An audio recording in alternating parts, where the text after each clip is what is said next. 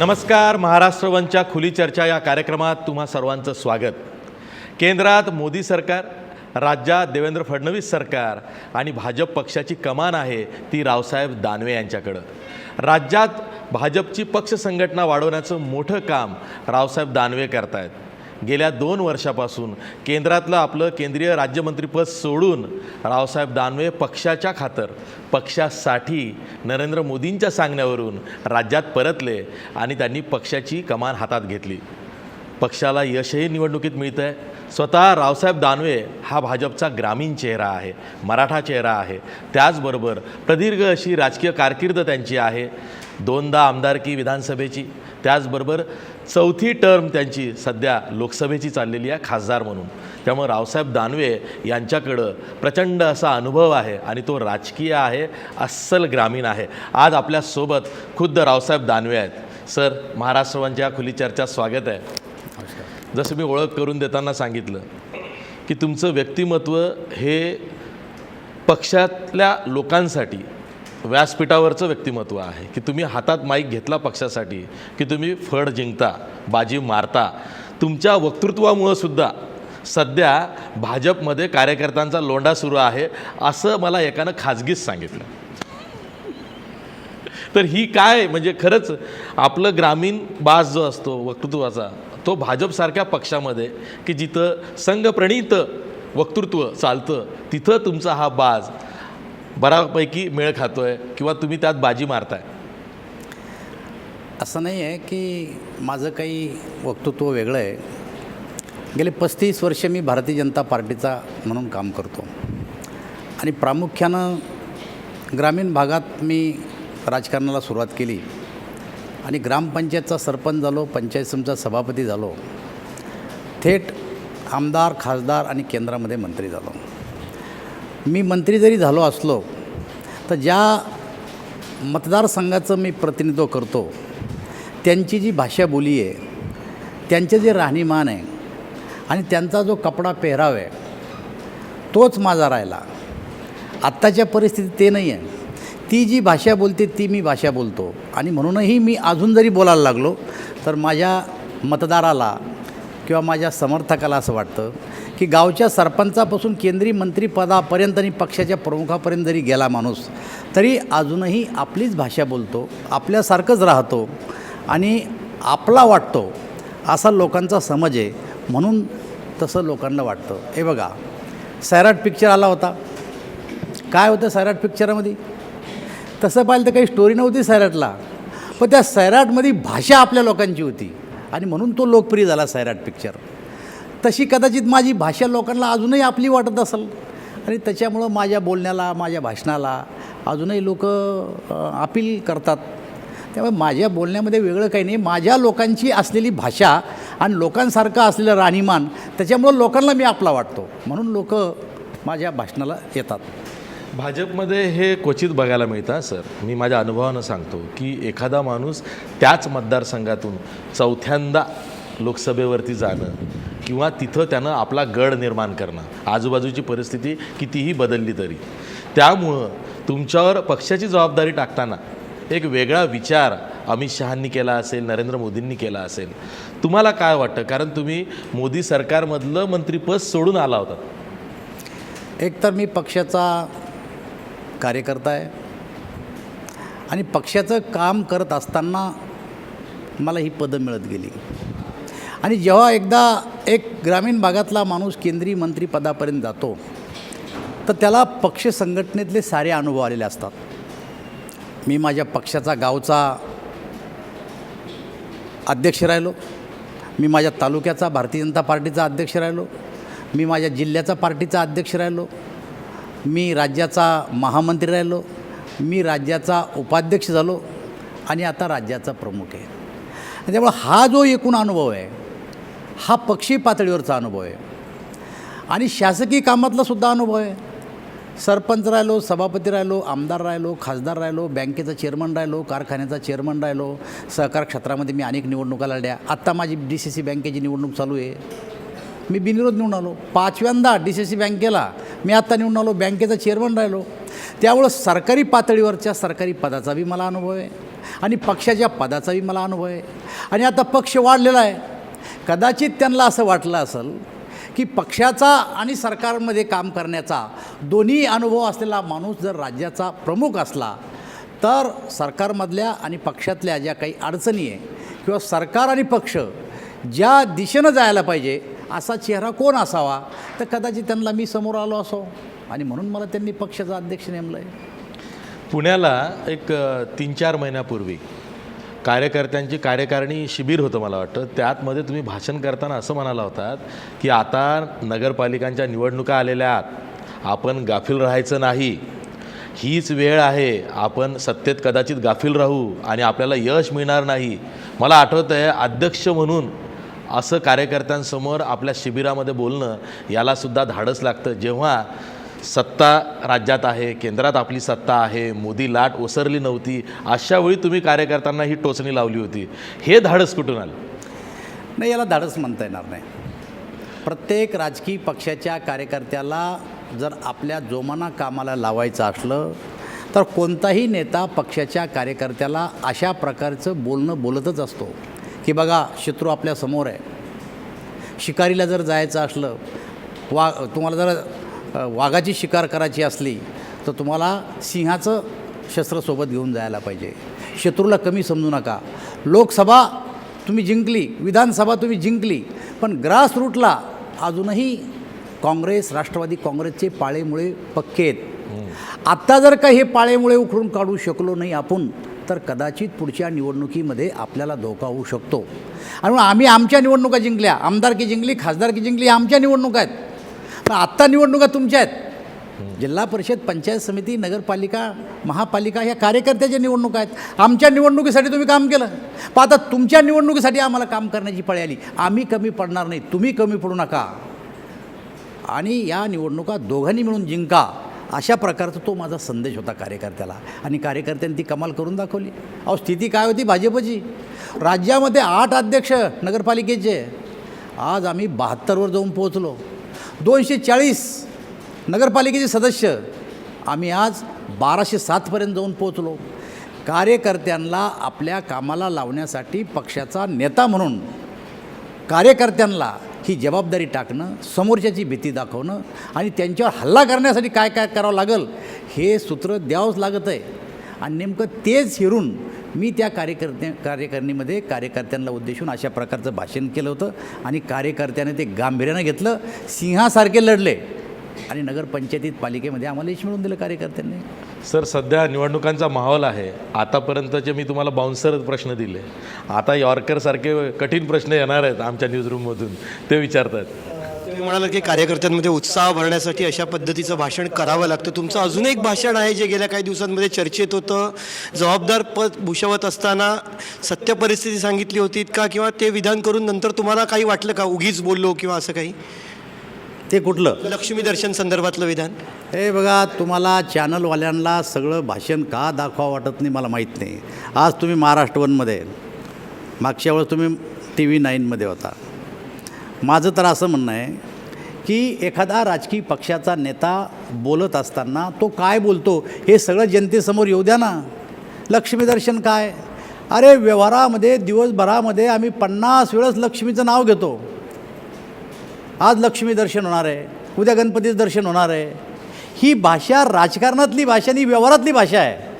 आता व्यवहारातल्या भाषेला तुम्ही राजकारणात आणून लोकांचं तुम्ही मत परिवर्तन करायचा प्रयत्न करता असं नाही. पण मी ज्या उद्देशानं ही भाषा बोललो त्याचा वेगळा अर्थ घेऊन माझ्या राजकीय विरोधकांनी म्हणल्यापेक्षा आमच्या मित्रांनीच माझ्याविरुद्ध तक्रार केली, कारण त्यांचा माणूस आम्ही त्या ठिकाणी हरवला. हार दिसते म्हणून अशा प्रकारची तक्रार केली. मला असं वाटतं कोर्टात चालू आहे, बघू काय होतं. तर मुंबईमध्ये युती होईल की नाही आज फैसला आहे असं म्हणतायत. पण शिवसेनेने जी आक्रमकता दाखवली त्यामुळे भाजपची मुंबईत फरफट होते असं चित्र निर्माण झालं आहे. काय आक्रमकता दाखवली शिवसेनेनं? 60च जागा द्यायचं म्हणतात ते. आणि आम्ही 114 मागितली, ही आमची आक्रमकता नाही. मग ते आज त्यांनी ज्या पद्धतीने चित्र निर्माण केलं आहे की आम्ही निर्णय घेऊ, आम्ही ठरवू. कोण ठरवणार ते? हे शिवसेने दोघं बसून ठरवू, दोघं बसून निर्णय करू. एकतर्फी त्यांनी म्हणलं आणि एकतर्फी आम्ही म्हणलं तर हा निर्णय होत नसतो. त्यांनी 60 मागितल्या, तुम्ही आक्रमकता म्हणता आणि आम्ही 114 मागितल्या, ही काही आमची आक्रमकता नाही आहे. पण त्यांनी चित्र असं निर्माण केलं जसं तो म्हणतोय की 60 जागांचा प्रस्ताव आम्ही भाजपला दिला, आता निर्णय मुख्यमंत्र्यांनी आणि रावसाहेब दानवेंनी घ्यायचा आहे, ह्याच्या पलीकडं किती वाढेल काय वाढेल आम्हाला माहीत नाही, आम्ही प्रस्ताव देऊन मोकळे झालो, निर्णय भाजपनं घ्यायचा आहे. आम्ही 114 जागाचा प्रस्ताव दिला, त्यांनी आम्हाला 60 जागेचा प्रस्ताव दिला, निर्णय त्यांनी घ्यायचा आहे की 114 द्यायच्या का 60वर थांबायचं. निर्णय आत्ता सध्या तसाच थांबलेला आहे. आज बघूया काय होतं. तर नाही, पण आता तुम्ही पुन्हा ते म्हणताय की बघूया काय होतं ते. शिवसेना पक्षप्रमुख उद्धव ठाकरे त्यांच्या भाषणामध्ये आजच्या मेळाव्याच्या ते जाहीर करणार आहेत, म्हणजे तुम्ही वाईटपणा त्यांना घ्यायला लावताय. असं नाही. तुम्ही पण निर्णय घेऊ शकता. नाही, आम्ही का निर्णय घ्यायचा, आमची इच्छा आहे. अहो, या राज्यामध्ये भाजप सेनेचा मतदार एकच आहे आणि आमच्या मतदाराला असं वाटतं दोघांनी एकत्र येऊन ही निवडणूक लढवावी. हीच अपेक्षा लोकसभेत होती, हीच अपेक्षा विधानसभेमध्ये होती. मला सांगा, विधानसभेमध्ये काय घोषणा केली देऊ? प्लस 150 प्लस म्हणल्याच्या बाद खाली भाजपला सीट किती राहिल्या? मग त्यांना युती करायची होती का? आता नगरपंचायतीमध्ये शेवटच्या मिनटापर्यंत युती करा असं आम्ही म्हणत होतो. शेवटच्या मिनटापर्यंत त्यांनी सांगितलं युती होईल तर साऱ्या राज्यात होईल, अन्यथा युती होणार नाही. मला सांगा, साऱ्या राज्यामध्ये युती झाली आणि रायगडला युती झाली नाही, मग युती तोडायची का? शेवटच्या मिनिटात जेव्हा युती झाली तोपर्यंत दोन्ही पक्ष एवढे पुढे गेले होते, त्यांनी बी फॉर्म देऊन टाकले आणि आम्ही बी फॉर्म देऊन टाकले आणि मग ते काय युतीचा अर्थ उरला? लढलो एकमेकाच्या विरुद्ध. लढल्याच्या नंतर त्यांचे आले 25, आमचे आले 72 आणि त्याच्यामुळं दोन्ही पक्षाचा मतदार एकत्र असल्यामुळं जनतेच्या भावनेची आम्ही कदर करतो की जनतेला काय पाहिजे. जनतेला पाहिजे युती व्हावं, आम्ही युतीच्या बाजूचे आहे. निर्णय त्यांना करायचा आहे. ते काही घोषणा करतील तर बघू काय होतं घोषणा झाल्यावर. तर तुम्ही म्हणताय तुम्ही युतीला फॉर आहात आणि आत्ताच थोड्या वेळापूर्वी तुम्ही मुख्यमंत्र्यांशी बैठक करून आलेला आहात, म्हणजे अजूनही तुमच्या आशा पल्लवित आहेत की उद्धव ठाकरे मनावर घेतलं त्यांनी तर युती होऊ शकते. याचा अर्थ तो जो म्हणतोय की तुम्ही फरफटत जाताय, हेच चित्र पुढे चाललं आहे. हे बघा, आम्ही लोकांच्या भावनेची कदर करतो आहे. लोकांना असं वाटतं की युती व्हावं.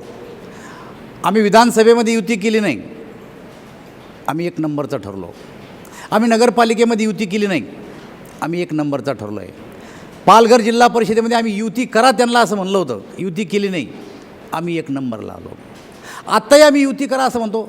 अहो, या राज्यातल्या जनतेला असं वाटू नये की नगरपालिका आणि नगरपंचायतीच्या निवडणुका जिंकले म्हणजे यांच्यामध्ये सत्तेची मस्ती आली असं लोकांना वाटू नये. असं जिंकूनसुद्धा आम्ही युतीला ऑफर करतो त्यांना. याचा अर्थ आम्ही काही फार फरफटत चाललो असं नाही आहे. पण जर का युती झाली तर युतीतच निवडणुका लढवा अशी आमची इच्छा आहे आताही. पण युती झाली नाही तर युतीशिवायसुद्धा भारतीय जनता पार्टी निवडणुका लढणार. साहेब, मग युतीचा स्टेटस काय? कारण सध्या जर आपण पाहिलं तर सेनेचे वरिष्ठ नेते म्हणतात किंवा पक्षप्रमुख म्हणतात की मला भाजपच्या वरिष्ठ नेत्यांकडून अजून कोणताही प्रस्ताव आलेला नाही आहे. काल तुम्हीही वक्तव्य केलं होतं, जर त्यांना एकटं लढायचं असेल तर आम्ही एकटं लढायला तयार आहोत. दोन्ही पक्ष एकटे लढायला तयार आहेत, पण पहिले आप करत हा प्रस्ताव पाठवण्याचा जो काही खेळ आहे ह्याच्यात गाडी सुटून जाईल असं नाही का वाटत? कारण दिवस फार कमी उरलेत. गाडी आम्ही दोन्ही स्टेशनवर उभे आहेत आणि सिग्नलवर ध्यान ठेवून आहेत. गाडी सुटती असं जेव्हा लक्षात येईल ना तेव्हा पटापट आम्ही आमच्या जागेवर बसून घेऊ आणि बरोबर गाडी ज्या ठिकाणावर जायची त्या ठिकाणी गाडी नेऊ आम्ही बरोबर. तुम्ही एक मोठा संकेत देताय की अजूनही काहीही झालं तरी युती होऊ पण शकते, युती नाही होऊ शकत, पण युती होऊ शकते याच्यासाठी तुम्ही फॉर दिसताय. प्रश्नच नाही. मी पहिल्या दिवसापासून म्हणतोय की युती व्हावं अशी भारतीय जनता पार्टीची भूमिका आहे. रावसाहेब दानवेची भूमिका सोडा. कधी मुख्यमंत्री म्हणले का तुम्हाला युती होऊ नये म्हणून? आमचा एखादा महामंत्री म्हणला का युती होऊ नये म्हणून? मुंबईचे अध्यक्ष आशिष शेलार म्हणले का तुम्हाला युती होऊ नये म्हणून?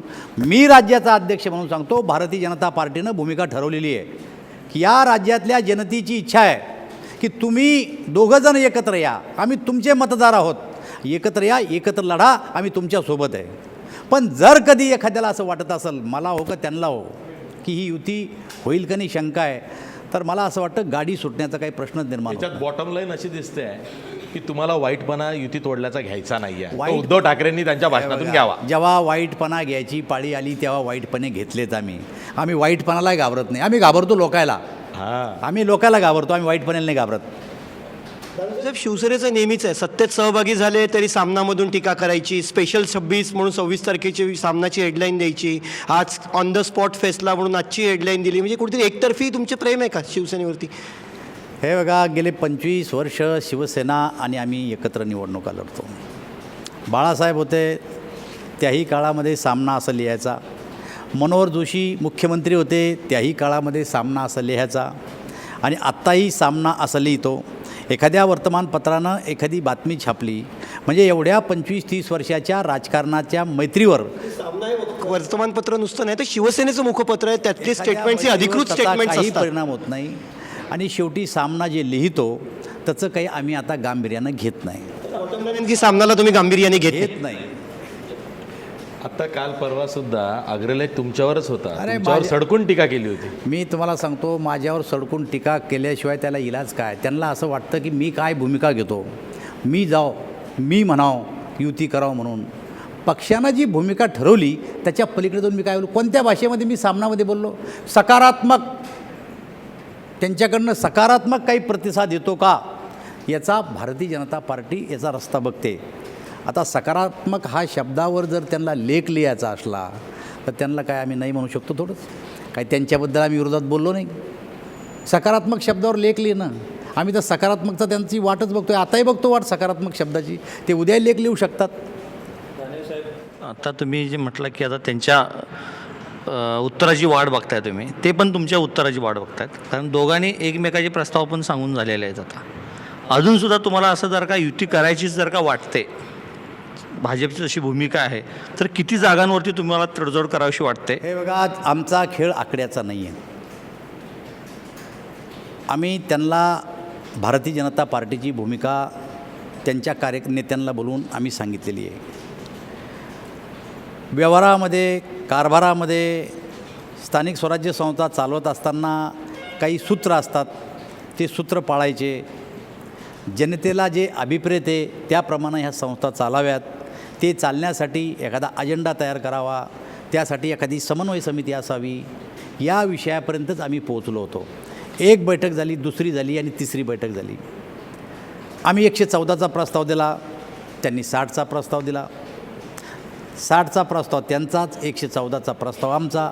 दोन्ही बाजू त्या त्या जागेवरच आत्ता बसलेल्या आहेत. त्यानंतर युतीची कुठलीही चर्चा झालेली नाही. आज तारखेपर्यंत युतीची कुठलीही चर्चा झालेली नाही. आणि त्याच्यामुळं आम्ही त्यांच्या मागं जातो असं म्हणण्यापेक्षा आम्हीसुद्धा त्यांच्या प्रतिसादाची वाट पाहतो. प्रतिसाद नाही मिळाला तर हे सांगतात तसे काय रेल्वे निघून जाऊ देणार नाही आम्ही. कधीपर्यंत तुमची प्रतीक्षा आहे? काही नाही, आम्ही त्यांची प्रतीक्षा पाहतो. याचा अर्थ आमचं पार्टीचं काम थांबलं, आमच्या उमेदवाऱ्या देण्याची प्रक्रिया थांबली, आमच्या मुलाखती थांबल्या असं नाही आहे. त्यांनी पण आणि आम्ही पण 227 वार्डात निवडणुकीची तयारी चालूच आहे त्यांची आणि आमची. साऱ्या जिल्हा परिषदेमध्ये चालूच आहे, साऱ्या महापालिकेमध्ये चालूच आहे. त्या युती होईल नाही होईल, प्रत्येक पक्ष आपली आपली जबाबदारी पार पाडू राहिला ना. उद्या समजा युती तुटली, मग काय आम्ही 60च जागावर लढणार आहे का? मागच्या वेळी 63 जागा लढलो होतो. मग 63 सोडून आम्ही बाकीच्या जागेवर काही तयारी केली नाही असं वाटतं आहे का तुम्हाला? असं नाही आहे. युतीची चर्चा करणारे वेगळे, निवडणुकीची तयारी करणारे वेगळे, फॉर्म भराची तयारी करणारे वेगळे. भारतीय जनता पार्टी सर्व स्तरावर काम करते आणि सर्व स्तरावर वेगवेगळ्या प्रकारचे कार्यकर्ते जबाबदाऱ्या पार पाडू राहिले. भगवा कुणाचा फडकणार? भगवा भारतीय जनता पार्टीचा फडकणार, शिवसेनेचा नाही. भारतीय जनता पार्टीचा फडकणार. भगवा तुम्ही हायजॅक केलं आहे. बाळासाहेबांच्या सह. बरं, प्रश्न हाच आहे, जर का वाईटात वाईट काय याचा विचार करूया. काय वाटत होईल? युती तुटली, मुंबई महापालिकेवरनं युती तुटली.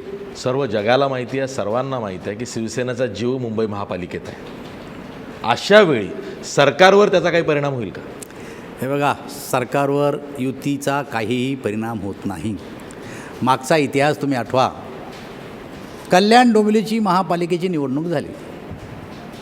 अहो, शेवटच्या दिवसापर्यंत कुठं युती झाली? चर्चा तर शेवटच्या मिनिटापर्यंत चालू होती. तेही लढले, आम्ही लढलो. आम्ही 49 जाऊन पोचलो, ते 52 जाऊन पोचले. निवडणूक संपली, पुन्हा दोघं एकत्र आले, पुन्हा सत्ता स्थापन केली. या देशामध्ये जे जे कोणते राजकीय पक्ष आहे, हे सगळे राजकीय पक्ष आता समजून घ्या.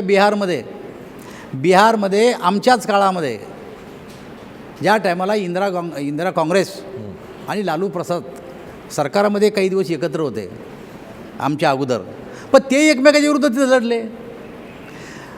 प्रत्येकाला आपला पक्ष वाढवण्याचा अधिकार आहे आणि त्याप्रमाणे जिथं संधी मिळेल तिथं तो आपला पक्ष वाढवतो. युती तुटली याचा सरकारवर काहीही परिणाम होत नाही, सरकारला कुठल्याही प्रकारचा धोका नाही.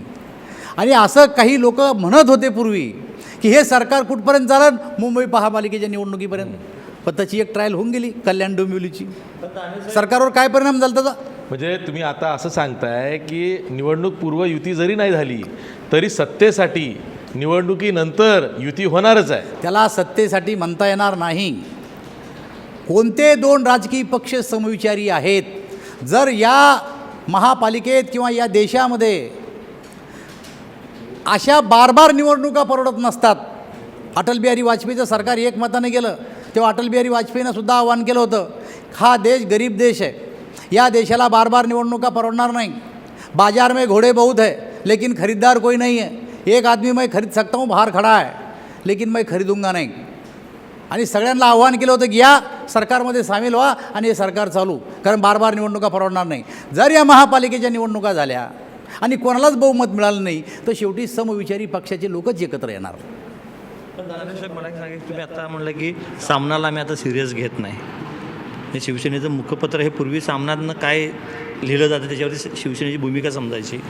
तसं आता तुम्ही विधानसभा तुम्ही इथं सत्तेत आल्यापासून शिवसेनेला पण गृहीत धरायला लागला आहे का?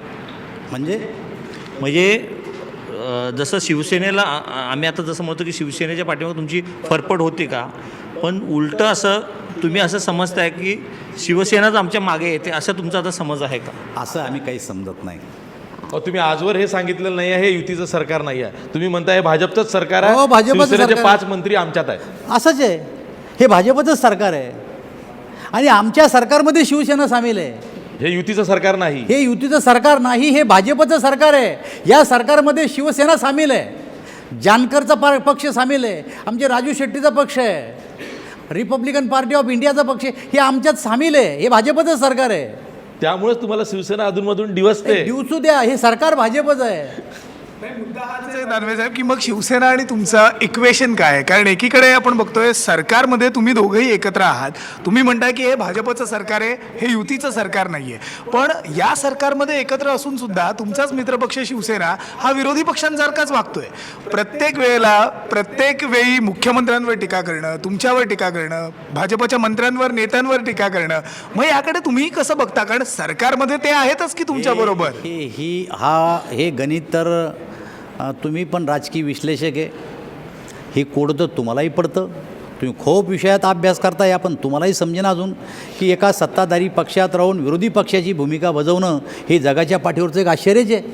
पण ते बजावतात, सध्या बजावतात ते. उद्धव ठाकरे म्हणतात की माझ्या मंत्र्यांचे राजीनामे तयार आहेत. उद्या जर का राजीनामे खरंच शिवसेनेच्या मंत्र्यांनी ज्याप्रमाणे बोलतात ते करून दाखवलं आणि राजीनामे दिले आणि शिवसेना बाहेर पडली तर भाजप सरकारला काही फरक पडणार नाही. शिवसेना राजीनामे देणार नाही, शिवसेना बाहेर पडणार नाही, सरकार जाणार नाही, 5 वर्षे हे सरकार स्थिर राहणार आहे. या छोट्या मोठ्या निवडणुकीचा राज्य सरकारवर काहीही परिणाम होणार नाही, त्याची चिंता तुम्ही करू नका. तसा मैत्रीपूर्ण करार झालेला आहे. असा माहिती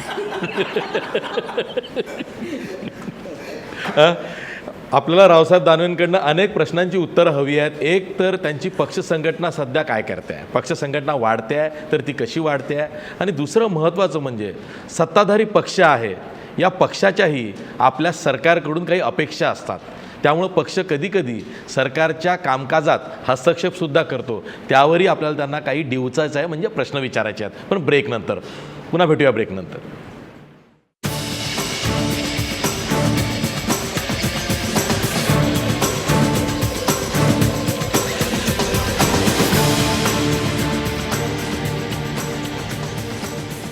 तर पुन्हा तुमचं स्वागत. आपल्यासोबत भाजपचे प्रदेशाध्यक्ष रावसाहेब दानवे आहेत. दानवे साहेब, 5 राज्यांच्या सुद्धा निवडणुका चालल्या आहेत आणि कदाचित भाजपला हीच भीती वाटत असते की जर का शिवसेना विरोधात गेली तर मग मुंबईतूनच आपला सत्ताधारी घटक पक्षच आपल्यावरती टीका करेल आणि त्याचा परिणाम हा 5 राज्यांच्या निवडणुकांवर होईल, असं तुम्हाला वाटतं? असं काही निवडणुकीचं सूत्र नसतं. आत्ता बघा, या नगरपालिकेच्या निवडणुका झाल्या, या नगरपालिकेच्या निवडणुकीमध्ये 3-4 फेज केले होते.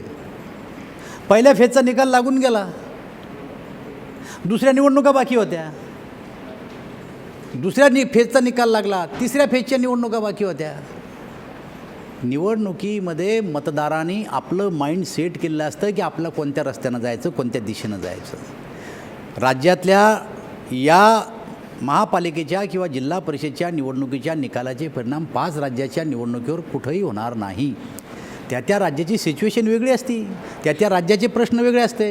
ही तर एक महापालिकेची निवडणूक आहे. एका महापालिकेच्या निवडणुकीचे परिणाम का राज्याच्या आणि देशाच्या निवडणूक निकालावर होत असतात का? मी वेगळ्या अर्थानं असं विचारत होतो की 1 फेब्रुवारीचं जे बजेट आहे त्याला पहिल्यांदा विरोध कोणी केला तर तो उद्धव ठाकरेंनी केला होता. हो, आणि तेव्हापासनं कदाचित भाजप किंवा मुख्यमंत्री तुम्ही सावध झालेला आहात की शिवसेना आपल्या विरोधात जाऊ नये प्रचारात, त्याचा परिणाम तिकडं पडेल. हे बघा, शिवसेनेने विरोधात जाऊ नये एवढंच म्हणता. शिवसेनेने उत्तर प्रदेशामध्ये कॅन्डिडेट उभे केले होते मागच्या वेळेस, शिवसेनेने गुजरातमध्ये कॅन्डिडेट उभे केले होते, शिवसेनेनं मध्य प्रदेशमध्ये कॅन्डिडेट उभे केले होते, आताही गोव्यामध्ये कॅन्डिडेट उभे केले शिवसेनेनं. मग जर कॅन्डिडेट उभं केल्याची आम्हाला भीती नाही तर विरोधात बोलण्याची भीती काय वाटणार आहे आम्हाला? म्हणजे शिवसेनेला तुम्ही विरोधी पक्षच मानता? नाही, ते भाषाच तशी वापरू आले सध्या. आम्ही कुठलं मानतो त्यांना? आमचा तर मित्र मानतो आम्ही त्यांना. पण एक मित्र नेहमीची भाषा बदलून दुसरी भाषा बोलायला लागला तर साहजिकच तुमच्यासारख्याला असं वाटतं की हे विरोधी पक्षाचे आहेत की काय. आम्ही त्यांना मित्रच मानतो. ही खुली चर्चा जरी असली तर युतीची चर्चा तुमचा पिच्छा काही सोडणार नाही आहे. आमचा रिपोर्टर राहुल झोरी तो आज युतीच्या बैठकांवरच फोकस ठेवून आहे. त्याला तुम्हाला प्रश्न विचारायचा आहे. अरे तो तर त्या तिथूनच बोलतोय, त्या काही वेळात आता उद्धव ठाकरे तिथनं बोलत आहेत. हां राहुल, प्रश्न विचार. सर, खरं तर आता युतीची चर्चा तुम्ही म्हणताय की अद्यापही तुम्हाला युती करायची आहे. चर्चा आमच्याकडून कुठेही थांबली नाही. मात्र अल्टिमेटम शिवसेनेनं पहिल्यांदाच 2 वेळेस भाजपला दिला होता. 21 तारखेपर्यंत निर्णय घ्या अगोदर सांगितलं होतं. त्यानंतर उद्धव ठाकरेंनी एका जाहीर कार्यक्रमात 26 तारखेपर्यंत भाजपनी आपला प्रस्ताव द्यावा आणि निर्णय घ्यावा असं देखील सांगितलं होतं. मात्र तरी देखील भाजपकडून म्हणावी तशी हालचाल झाली नाही. एकीकडे तुम्ही म्हणताय की युती तुम्हाला करायची आहे, मात्र इतक्या शेवटपर्यंत तुम्ही वाट का बघताय? आज जर उद्धव ठाकरेंनी जाहीर केलं की एकट्यानं लढायचं आहे तर तुम्ही या सगळ्या युतीच्या चर्चेदरम्यान तोंडघशी पडणार आहात का? एकतर आम्ही अल्टिमेटम दिलाच नाही की या तारखेपर्यंत करा. पहिली जी बैठक झाली अल्टिमेटम तिकडनंच येतं सर. त्यांनी सांगितलं की तुम्ही 21 तारखेचा अल्टिमेटम दिला होता. पहिली जी भाजपची युतीची बैठक झाली त्या बैठकीला मी स्वतः होतो आणि साधारणपणानं असं एक ठरलं होतं की युतीची चर्चा कोणत्या दिशेनं जाऊ द्यायची. त्यामध्ये असं ठरलं होतं की फार दिवस आता कार्यकर्त्यांना थांबून न ठेवता एक डेडलाईन ठरवा की ही युती आपल्याला किती दिवसात पूर्ण करायची. तेव्हा आम्ही असं ठरवलं होतं की 21 तारखेपर्यंत युतीची चर्चा आपल्याला संपवायची. 21 तारखेपर्यंत युतीची चर्चा संपली नाही. दिवसा अजून भरपूर होते पुढं. पुन्हा 2 राऊंड झाले युतीच्या चर्चेचे, पण त्या 2 राऊंडनंतर युतीची चर्चा थांबलेली आहे. आता मला असं वाटतं की युती जर झाली नाही तर याचा अर्थ भाजप किंवा सेना गाफीलपणानं बसलेली असं नाही. युती तुटल्यावर काही तारांबळ उडल, यांना उमेदवार भेटतील का नाही अशी कुठल्याही प्रकारची परिस्थिती नाही. सगळे राजकीय पक्ष आपल्या आपल्या तयारीमध्ये आहे. तुम्ही थेट शिवसेनेवरती हल्ला करता आणि दुसऱ्या बाजूला मुख्यमंत्र्यांनी प्रेमाने बोलायचं, म्हणजे एकाने भांडायचं आणि दुसऱ्याने सावरायचं, ही स्ट्रॅटेजी आहे की भाजपातले 2 मतप्रवाह आहेत ते? अगोदर चर्चा करतो, चर्चा करून पक्षाचा निर्णय बाहेर जातो. आमचं याच्यामध्ये वैयक्तिक मत कुठलंही नसतं. ना तर मुख्यमंत्र्याचं वैयक्तिक मत असतं ना माझं वैयक्तिक मत असतं. आम्ही दोघं ठरवून चर्चा करतो आणि मग ती पक्षाची भूमिका बाहेर मांडतो. तुमच्याकडे सगळं ठरवूनच चालतं? ठरवूनच चालतंय. म्हणजे ठरवून कोणी भांडायचं कोणी रडायचं, आम्ही कोणी भांडलोच गप्प नाही. बसायचं, आमच्यात कोणी कुठं बोलायचं. भांडणं आहे? आमच्यात कुठं भांडणं आहे? अजून एक आक्षेप असा घेतला जातो की या सगळ्या गोष्टी ज्या चाललेल्या आहेत त्यामध्ये मग फक्त फोकस शिवसेना आणि भाजपावर राहावा म्हणून हे सगळं चाललं आहे का? मग बाकी कुठलाच पक्ष नको मध्ये? हे बघा, तसे दुसरे पक्ष दिसतात कुठं हो तुम्हाला? मला सांगा, कल्याण डोंबिवलीची निवडणूक झाली, काय परिस्थिती झाली? संभाजीनगर महापालिकेची निवडणूक झाली, काय झाली? पालघर जिल्हा परिषदेची निवडणूक झाली, काय झालं त्या निवडणुकीमध्ये? आता नगरपंचायतीच्या निवडणुका झाल्या, काय परिस्थिती झाली त्या नगरपालिकेच्या निवडणुकीमध्ये? मुंबईमध्ये दुसरे पक्ष आहेच कुठं आहे? आमच्या चर्चेमुळं नाही आहे. या ठिकाणी आता तसाही काँग्रेस आणि राष्ट्रवादी काँग्रेसचं मुंबईमध्ये काही फारसं राहिलं नाही. पण एकीकडे शिवसेना मित्र असून शत्रूसारखं वागत आहे असं एक चित्र आहे. त्याचवेळी पवारांबद्दल मोदींनी काढलेले प्रशंसोद्गार, ह्या सगळ्या भूमिका पाहता राष्ट्रवादी भाजपचा मित्र की शत्रू? आम्ही खूप वेळच जाहीर केलं आहे की भारतीय जनता पार्टीचा प्रमुख विरोध जर कोणाला असेल तर तो काँग्रेसला आणि राष्ट्रवादी काँग्रेसला आहे. त्यांचे आमचे मित्रत्वाचे म्हणजे खाजगी संबंध खूप चांगले आहेत, पण राजकीय पातळीवर मात्र त्यांचे आमचे एकमेकाचे आम्ही राजकीय शत्रू आहोत. शिवसेना आमचा मित्रपक्ष आहे, त्यामुळं त्यांच्याशी आमची राजकीय मैत्री असण्याचं काही कारणच नाही आहे. जरी आमची शिवसेनेशी या निवडणुकीमध्ये युती झाली नाही तर कदाचित पुढच्या निवडणुकीमध्ये होऊ शकते, पण आमची आणि काँग्रेसची किंवा आमची आणि राष्ट्रवादीची अशा प्रकारच्या निवडणुकीमध्ये कुठंही युती होणे शक्य नाही. दानवेसाहेब, मला सांगा की तुम्हाला ही युती का करावीशी वाटते? एक, कारण आतापर्यंत BMCमधलं राजकारण जे आहे, शिवसेना जे करते बरोबर त्याच्या उलटं BJP तिथं करत आलेलं आहे. शिवसेनेला सातत्यानं BJPच्याच नेत्यांनी डॅमेज केलेलं आहे. वेगवेगळ्या आरोप आणि याच्यामध्ये किरीट सोमय असतील, आशिष शेलार असेल, असं एकीकडे चाललेलं असताना युती कशासाठी करताय तुम्ही नेमकी? मी आपल्याला सुरुवातीलाच सांगितलं की भारतीय जनता पक्षाचा आणि शिवसेनेचा मतदार एक आहे आणि मताचं विभाजन होऊ नये आणि आमच्या दुसऱ्या राजकीय पक्षाला, काँग्रेसला आणि राष्ट्रवादी काँग्रेसला त्याचा फायदा होऊ नये. आम्ही केंद्रात आणि राज्यात आम्ही एकत्र सरकार चालवतो आणि स्थानिक स्वराज्य संस्थांमध्ये सुद्धा मताचं विभाजन टाळण्यासाठी युती व्हावी अशी भारतीय जनता पार्टीची भूमिका आहे. पण हे त्याच्यामध्ये पाडापाडीचं राजकारण होणार नाही असं वाटतं? काय पाडापाडीचं राजकारण होणार आहे? आणि युती झाल्याच्या नंतर काय पाडापाडीचं राजकारण होत नाही असं तुम्हाला वाटतं आहे का? अहो, आमच्या विरुद्ध त्यांनी उमेदवार उभे केले, त्यांच्या विरुद्ध अजून कोणा उमेदवार उभे केले. पाडापाडीचे राजकारणच त्याला म्हणते पाडापाडीचं, सहज थोडं येते.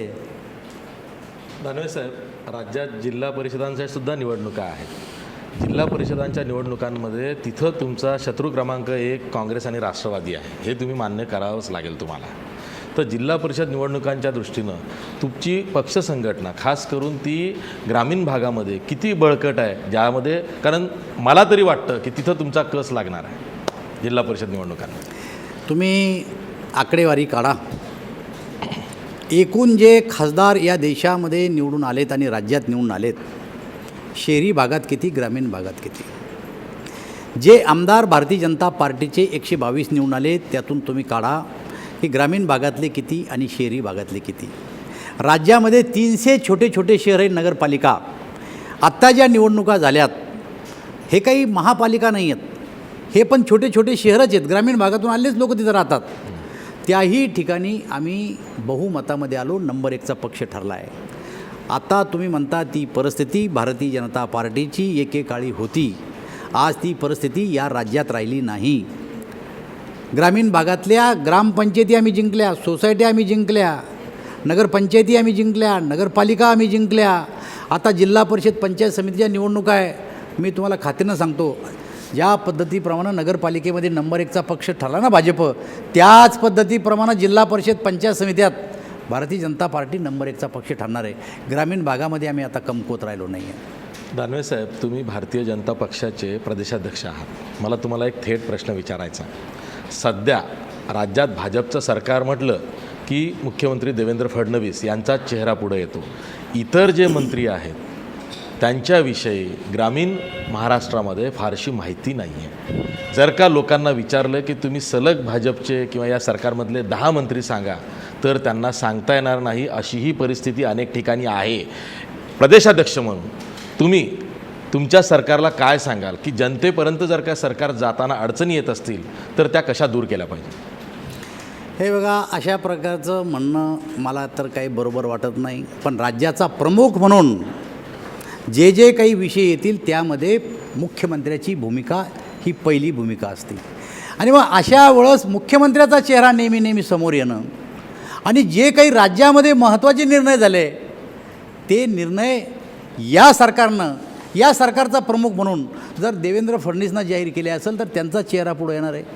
परंतु जेव्हा स्वतंत्ररित्या खात्याची चर्चा होती, ग्रामीण विकास खात्याची चर्चा होती, पंकजाताई मुंडे येते. शिक्षण खात्याची चर्चा होती तर आमचे विनोद तावडे पुढे येते.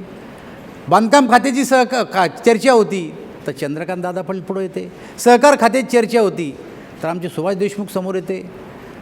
मला असं वाटतं की त्या खात्याची जेव्हा चर्चा होते, हे खाते प्रभावीपणानं सांभाळणारे मंत्री आमच्याजवळ आहेत. विजेच्या संदर्भात तुम्ही घ्या, मागेल त्याला वीज कनेक्शन चंद्रशेखर बावनकुळेने केलं आहे. मोठ्या प्रमाणावर केंद्रातून आम्ही पैसा आणला. त्यांच्या खात्यामध्ये त्यांचे परफॉर्मन्स चांगलेच आहे, पण राज्याचा प्रमुख म्हणून कलेक्टिव्ह जबाबदारी जर कोणाची असेल तर ती मुख्यमंत्र्याची असते. आणि मागच्या काळातले सगळे सरकारं तुम्ही बघा, मागच्या काळात तर मुख्यमंत्री सोडून कोणालाच विचारत नव्हते. आमच्या सरकारमध्ये एकापेक्षा एक सामूहिक नेतृत्व आहे, निर्णय सामूहिक होतो. आणि त्यामुळं मुख्यमंत्री म्हणून जर त्यांचा चेहरा समोर येत असेल लोकांच्या, तर भारतीय जनता पार्टीच्या दृष्टीनंही एक चांगली गोष्ट आहे. सर, अनेक राज्यमंत्री आहेत की ज्यांचे फोटो दाखवले तरी लोकांना लक्षात येणार नाही. अमरीश राजे आत्रा, इथं जरी फोटो दाखवला ना लोकांना कळणार नाही राज्यमंत्री आहेत, कारण कधी मंत्रालयात दिसतच नाहीत, विधिमंडळात दिसत नाहीत. त्याचबरोबर तुमचे विजय देशमुख, तसंच विद्या ठाकूर, असे अनेक मंत्री आहेत राज्यमंत्री भाजपचे किंवा शिवसेनेचे तुमच्या सरकारमधले की ज्यांच्याविषयी लोकांना माहिती नाही आहे. हे कोणाचं अपयश आहे? साहेब, असं आहे, मंत्रिमंडळाचे स्तर असतात. एक कॅबिनेट मंत्री, एक राज्यमंत्री आणि एकेकाळी तर उपमंत्री बी असायचेत. म्हणजे कॅबिनेट मंत्री, राज्यमंत्री आणि राज्यमंत्र्यांना विधिमंडळात पण बोलू नये, मंत्रालयात पण येऊ नये असं होत नाही ना. हे बघा, मी पण राज्यमंत्री राहिलेलो आहे आणि प्रत्येकाची जबाबदारी वाटलेली असते. ज्या वेळेस केंद्रीय मंत्री किंवा आपले कॅबिनेट मंत्री आणि राज्यमंत्री एका डिपार्टमेंटला 2 मंत्री असतात, तेव्हा केंद्रीय मंत्र्यांना आपल्या कॅबिनेट मंत्र्यांनी काय करावं आणि राज्यमंत्र्यांनी काय करावं, कामाच्या जबाबदाऱ्या वाटलेल्या असतात. आणि अर्थातच फर्स्ट रोल हा कॅबिनेट मंत्र्याचा असतो, सेकंड रोल राज्यमंत्र्याचा असतो. कॅबिनेट मंत्र्याच्या गैरहजेरीमध्ये राज्यमंत्री तो कारभार चालवतो. प्रश्न उत्तर असू द्या, विधिमंडळाचं कामकाज असू द्या किंवा आपल्या खात्याचं काही एखादी जबाबदारी जी त्यांच्याकडनं आलेली आहे ती जबाबदारी असू द्या, ती जबाबदारी पार पाडते. पण प्रामुख्यानं जसं तुम्ही म्हणला, राज्याचा प्रमुख म्हणून मुख्यमंत्र्याचा चेहरा समोर येतो, तसा आपल्या खात्याचा प्रमुख म्हणून कॅबिनेट मंत्र्याचा चेहरा पुढे येतो. राज्यमंत्र्याचा रोल त्याच्यानंतर असतो, म्हणून तुम्हाला तसं वाटतं.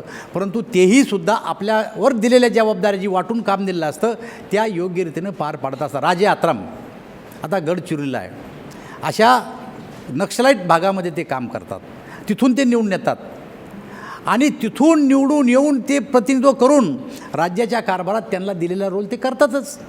असं नाही की तिकडेही जात नाही अशाही तक्रारी आहेत. नाही, तिकडेही जात नाही म्हणता, इथेही राहत नाही म्हणता, असं नाही. दानवे साहेब, आत्ता आपण मंत्र्यांबद्दल बोलतोय. तुम्ही जसं म्हणालात की मुख्यमंत्र्यांप्रमाणे इतरही मंत्री आहेत आणि त्यांची खाती आहेत, त्यांच्या कामांमुळे पण ती चर्चेत येतात. पण बाकीची खाती, बाकीचे मंत्री हे सगळ्यात जास्त चर्चेत आले ते भ्रष्टाचाराच्या आरोपांमुळे. पंकजा मुंडे असतील किंवा मग विनोद तावडे असतील, एकनाथ खडसेंना राजीनामा द्यावा लागला, तुमच्यावर सुद्धा अनेक आरोप झालेत.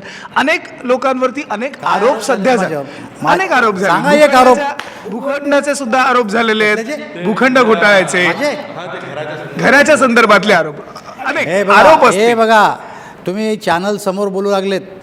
मला जर माझ्यावरचा आरोप एखादा विचारत असाल तर माझा खुलासा बी दाखवला पाहिजे तुम्ही लोकांना. अगदी. बिलकुल साराचा सारा खुलासा दाखवा. काय आरोप आहे माझ्यावर सांगा मला. त्या घरासंदर्भातले जे आरोप काय झाले, आरोप सर आहे? मी म्हणून म्हटलं घराच्या की संदर्भात आरोप सोडा, आरोप काय, पण आरोप झाला होता ना काय आरोप आहे सांगा ना. काय आरोप झाला होता माझ्यावर तुम्ही सांगा ना.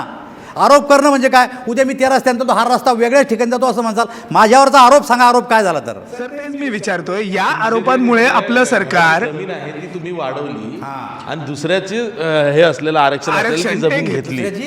हा, म्हणजे दुसऱ्या कोणाचं तिथं आरक्षण असतं किंवा दुसऱ्या हा आरोप झाला, म्हणून मी पर्पजचं आरोप तिथं म्हटलं. आरक्षण होतं. कारण हे आरोप एक गोष्ट तुम्ही लक्षात घ्या, एवढ्या एक गोष्ट लक्षात घ्या.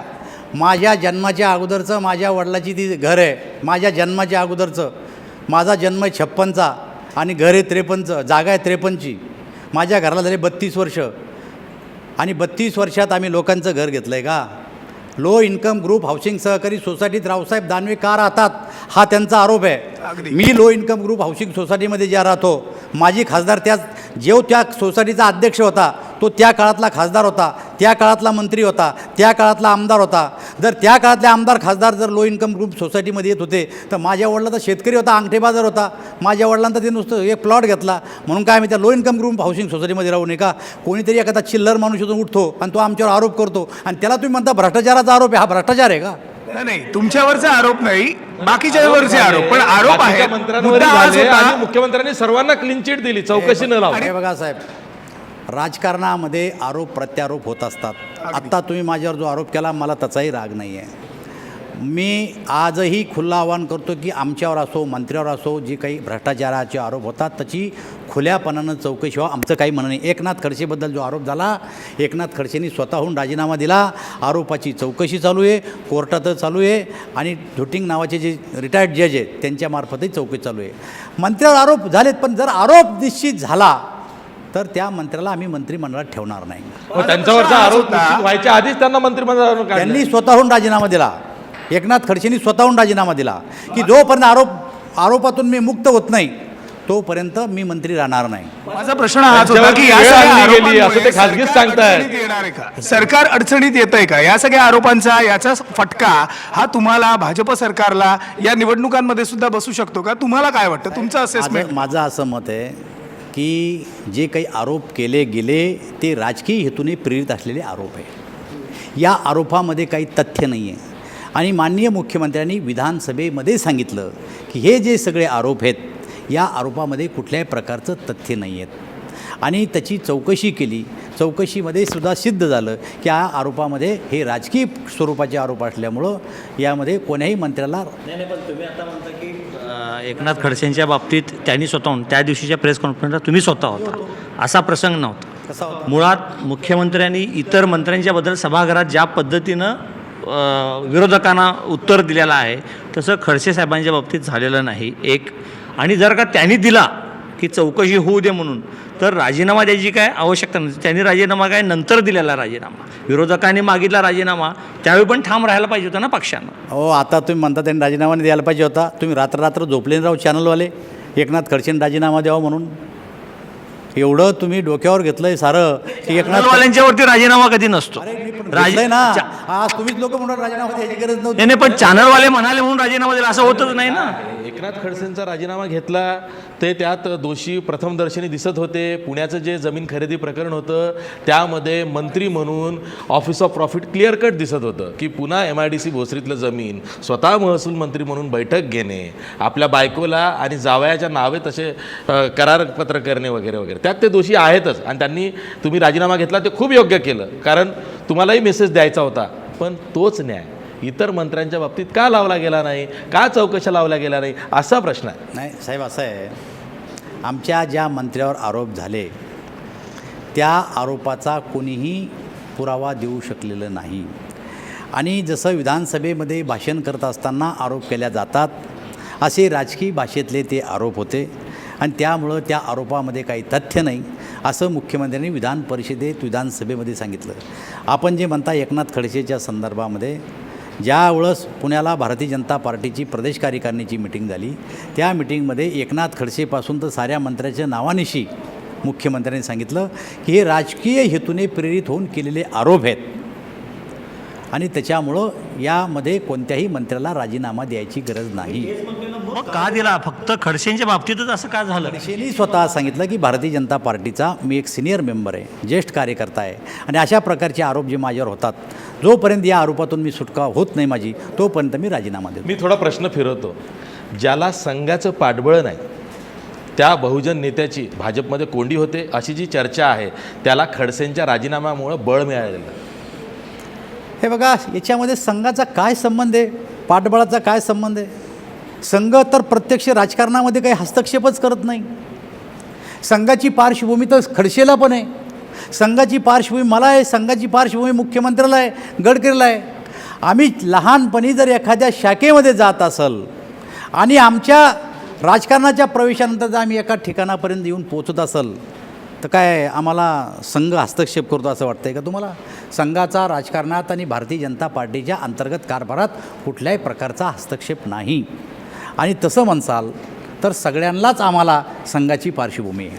ही चर्चा रंजक वळणावरती आलेली आहेत. प्रश्न अनेक आहेत जे रावसाहेब दानवेंना विचारायचे आहेत, पण एका ब्रेकनंतर.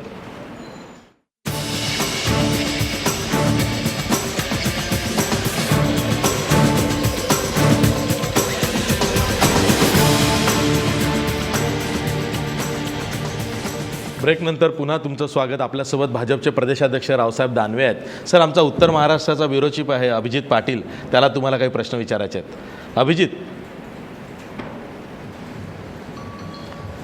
दानवे साहेब, माझा एक प्रश्न आहे. गेल्या महापालिका निवडणुकीच्या दरम्यान भाजपने राष्ट्रवादी काँग्रेसमध्ये काही गुन्हेगारी पार्श्वभूमीचे उमेदवार होते, त्यांना टार्गेट करत भयमुक्त नाशिक करणार असल्याचं स्वप्न दाखवलं होतं.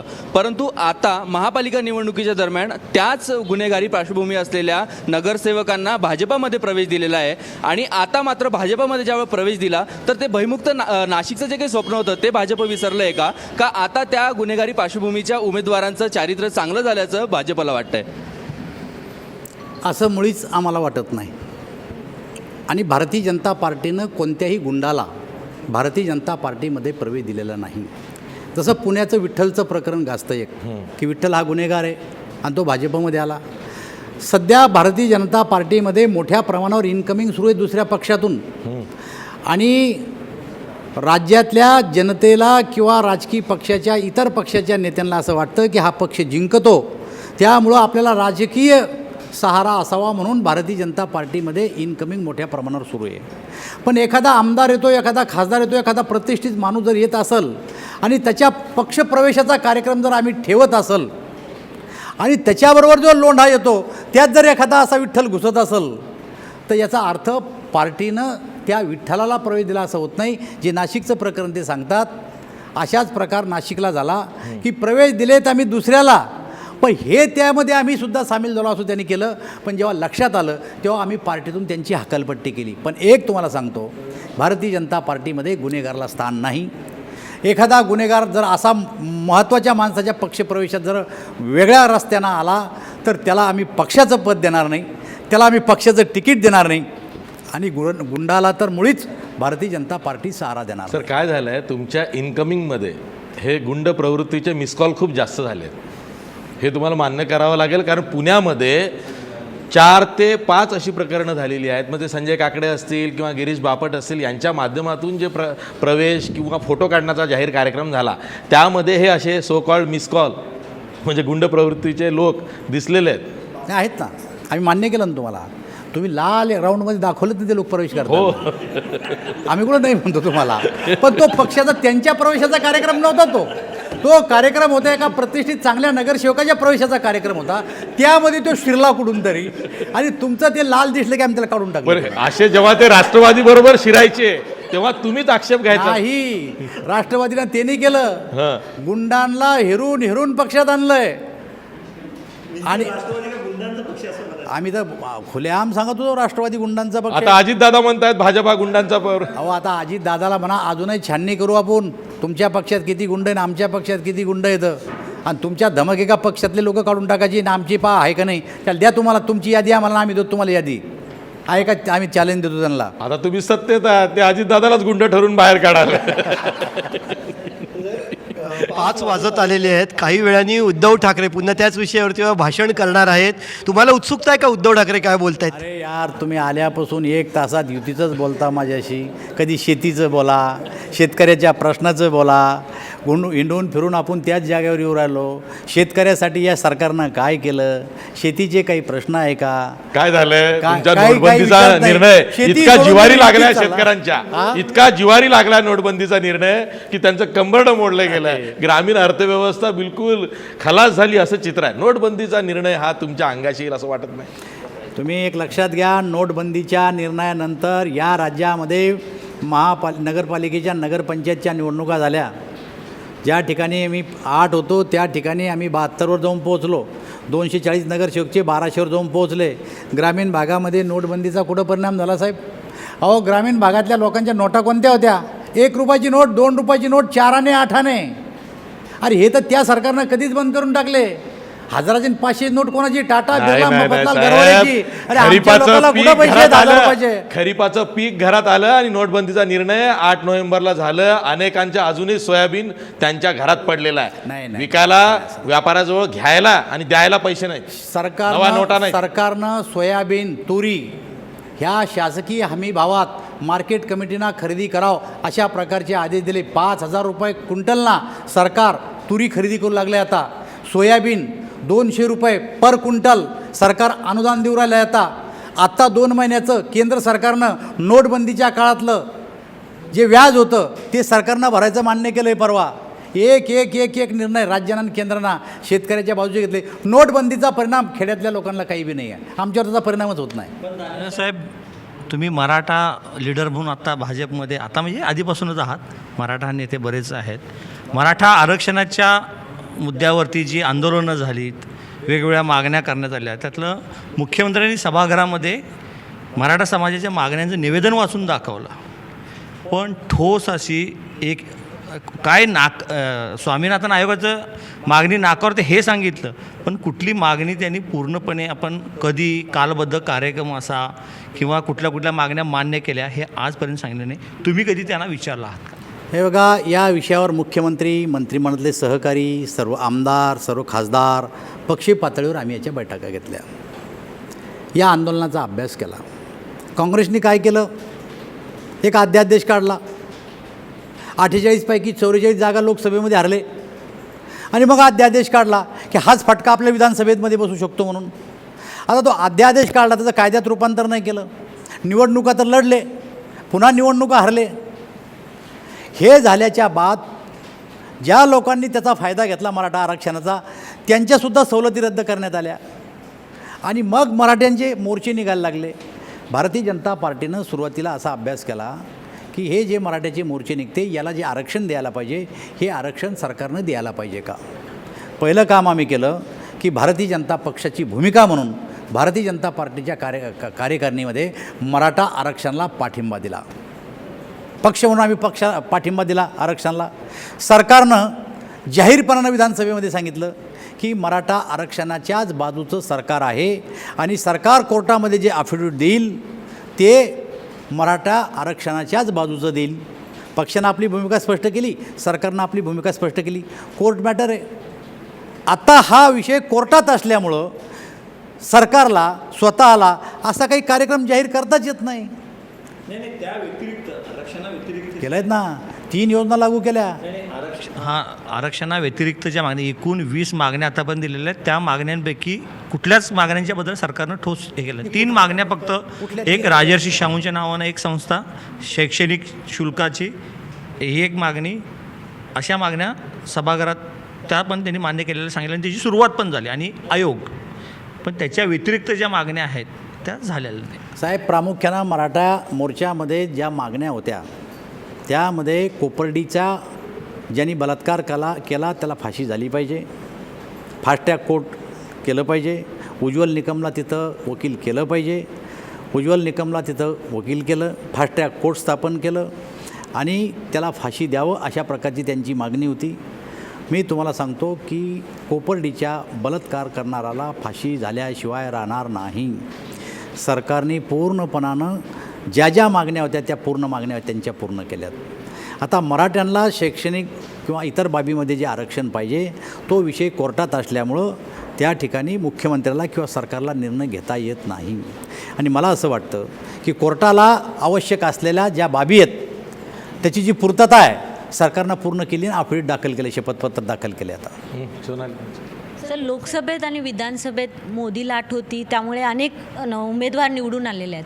पण आत्ता आम्ही जेव्हा वॉर्डात फिरतोय त्यावेळेला भाजपची पक्ष बांधणी तिथे दिसत नाही आहे. तर मोदी लाट ओसरल्यानंतरसुद्धा भाजपला तेवढंच यश मिळेल का? लोक निवडून देतील का? लोकसभेच्या निवडणुकीमध्ये आम्ही निवडून आलो तेव्हा लोक असं आम्हाला म्हणत होते की मोदीच्या लाटेमध्ये आलेत. विधानसभेच्या निवडणुकीमध्ये आता हे निवडून येणार नाहीत. पण 4थ्या नंबरवरचा पक्ष 1 नंबरवर आला तेव्हाही पुन्हा लोक असंच म्हणायला लागले की मोदीची लाट आहे. 2 निवडणुका आम्ही जिंकलो. राज्यामध्ये आता 2 वर्ष झाले आमच्या सरकारला येऊन आणि मोदी सरकारला येऊन 2.5 वर्ष झाले. राज्यामध्ये ग्रामपंचायतीच्या निवडणुका झाल्या, याही निवडणुकामध्ये आम्ही जिंकलो. राज्यामध्ये नगरपंचायतीच्या निवडणुका झाल्या, राज्यात नगरपालिकेच्या निवडणुका झाल्या, याही निवडणुकीमध्ये आम्ही जिंकलो. जिथं जिथं स्थानिक स्वराज्य संस्थेच्या निवडणुका झाल्या त्या ठिकाणी आम्ही जिंकलो. आत्ता तुम्हाला महापालिकेच्या आणि जिल्हा परिषदेच्या निवडणुका आहेत. मी तुम्हाला खात्रीनं सांगतो भारतीय जनता पक्ष याही निवडणुकीमध्ये या राज्यामध्ये 1 नंबरचा पक्ष ठरणार आहे. दानवे साहेब, तुमच्या अध्यक्षपदाच्या कारकिर्दीत पक्षाला घवघवीत यश मिळालं आहे. राज्यातल्या राजकारणात सक्रिय व्हायची काही इच्छा आहे का तुमची? मी राज्याच्या राजकारणात सक्रियच आहे. आता इथल्या मी आत्ताही सक्रिय आहे. मी खासदार जरी असलो तर राज्याचा मी महामंत्री होतो, राज्याचा मी उपाध्यक्ष होतो, राज्यात 2दा आमदार होतो, आताही राज्याचा अध्यक्ष आहे, मी राज्याच्या राजकारणात सक्रियच आहे. नाही, त्यांना असं विचारायचं आहे की उद्या मुख्यमंत्री पद जर का विचारलं गेलं तर व्हायची इच्छा आहे? तुम्हाला काय असं वाटतं मुख्यमंत्र्यापेक्षा प्रदेशाध्यक्षपद छोटं आहे का? नाही, कोण म्हणतंय? पण कसं थेट लोकांमध्ये जात आहे? प्रदेश अध्यक्षपद सुद्धा मुख्यमंत्र्याच्या बरोबरीच आहे. आणि मंत्रिपदाची जर हवा असती मला तर केंद्रातलं मंत्री सोडायचं काही कारण नव्हतं. मला केंद्रातलं मंत्रिपद सोडून मी अध्यक्षपद जेव्हा स्वीकारलं तर हे पद काही छोटं नाही आहे. सध्याचे मुख्यमंत्री हे पॉलिटिकल मायनॉरिटी मधले आहात, नाही. तुम्ही हे पॉलिटिकल मेजॉरिटी मधले आहात. असं तर आहे. एखादंच असं लोकांना वाटतं राज्याच्या- की 5 वर्ष होता शेवटी 3.5 वर्षानंतर तुमच्या गळ्यात मुख्यमंत्री पदाची माळ पडेल. मी तुम्हाला सांगतो की राजकारणामध्ये एखादी माळ गळ्यात पडावं का नाही पडावं हे मला जे वाटतं ते माझ्यावर काहीही अवलंबून नाही. मी सरपंच होतो, मला नाही वाटलं की मी सभापती होणार आहे. सभापती झालो, मला नाही वाटलं मी आमदार होणार आहे. मी आमदार होतो, मला नाही माहीत होतं खासदार होणार आहे. खासदाराचा मी केंद्रीय मंत्री झालो, केंद्रीय मंत्र्याचा मी आता राज्याचा अध्यक्ष झालो. असं काही ठरून होत असतं का काही? आपल्यावर आत्ता जी जबाबदारी ती यशस्वीपणानं पार पाडणे आणि राजकारण करत राहणे हा माझा स्वभाव आहे. मी तुम्हाला सांगतो की मी मुख्यमंत्र्याच्या पदावर डोळा ठेवून राज्यात आलेलो नाही. मी पक्षाचं काम करायला आलो आणि आज मी असं समजतो की राज्याचा प्रमुख म्हणून मुख्यमंत्री काम करत असतील पण पक्षाचा प्रमुख म्हणून मी इथं काम करतो. मी याच्यामध्ये समाधानी आहे. 100% कार्यकर्ता. 100% कार्यकर्ता. सर मला माहिती आहे आपल्याकडे वेळ अगदी थोडा आहे, त्याच्यामुळे एक शेवटचा प्रश्न विचारतो आणि तो म्हणजे जल्लीकट्टूच्या पार्श्वभूमीवर आता बैलगाडा शर्यतींना सुद्धा मान्यता मिळावी यासाठी एक आंदोलन उभं राहत आहे. अनेकांनी मागण्यासुद्धा सरकारकडे केलेल्या आहेत. तुम्ही सुद्धा एक बैठक घेतलेली आहे. काय नेमकं सरकारचं म्हणणं आहे यावर? बैलगाडा शर्यतींना मान्यता मिळावी यासाठी सरकार काही करणार आहे का किंवा करत आहे का? हे बघा, या बैलांच्या शर्यतीवर काँग्रेसच्या काळात बंदी होती. आमचं सरकार आलं आणि पर्यावरण मंत्री प्रकाशजी जावडेकरनी याच्यावरची बंदी उठवली आणि काही मंडळी कोर्टात गेली आणि कोर्टानं आता स्टे दिला. आता तामिळनाडूमध्ये जे आंदोलनानं उग्र स्वरूप धारण केलं जल्लीकट्टूचं, त्यामध्ये तिथल्या राज्य सरकारने एक अध्यादेश काढला आणि त्या ठिकाणी परवानगी दिली. याच धर्तीवर आज पुणे जिल्ह्यातली काही शेतकरी माझ्याकडे आले होते. मी स्वतः त्यांना घेऊन मुख्यमंत्र्याकडे गेलो आणि मुख्यमंत्र्यांनी असं आश्वासन दिलं की तामिळनाडूच्या धर्तीवर बैलाच्या शर्यतीचा जर अशा प्रकारचा अध्यादेश आपल्याला काढता आला तर त्याचा आपण अभ्यास करू आणि अशा प्रकारचा अध्यादेश आपण काढू. परंतु राज्यामध्ये आता आचारसंहिता चालू असल्यामुळं अशा प्रकारचा अध्यादेश काढता येत नाही आणि मला असं वाटतं की हा शेतकऱ्यांच्यासाठी अत्यंत महत्त्वाचा एक बैलाच्या शर्यतीचा कार्यक्रम आहे आणि हा व्हायला पाहिजे. अपेक्षेप्रमाणे रावसाहेब दानवे यांनी दिलखुलास संवाद खुली चर्चामध्ये साधला आहे. पुन्हा त्यांना खुली चर्चामध्ये आम्ही आजच निमंत्रण देतो आहोत. नंतर कधीतरी ते पुन्हा येतील हे आश्वासन त्यांच्याकडून घेत आहोत आणि आज इथंच थांबतो. पहा फक्त महाराष्ट्र वन.